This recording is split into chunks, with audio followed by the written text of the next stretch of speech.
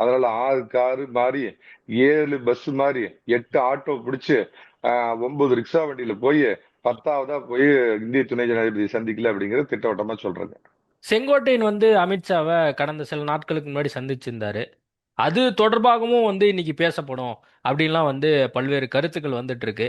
முதல்ல ஒரு விஷயத்த சொல்லிடுறேங்க. துணை ஜனாதிபதியோடு அரசியல் பேசுறதுக்கு நிச்சயமா வாய்ப்பு இல்ல. நான் அறிஞ்ச வரைக்கும் பார்த்தீங்க அப்படின்னா, ஏன்னா துணை ஜனாதிபதி அப்படிங்கிறவர் நாட்டுக்கே பொதுவானவர், எல்லாத்துக்கும் பொதுவானவர்ங்கிற அடிப்படையில ம். ஒரே மண்ணை சேர்ந்தவர்களாக இருந்தாலும், தமிழர்களாக இருந்தாலும் 2 பேரும் எதுவும் அரசியல் பேசிக்கல.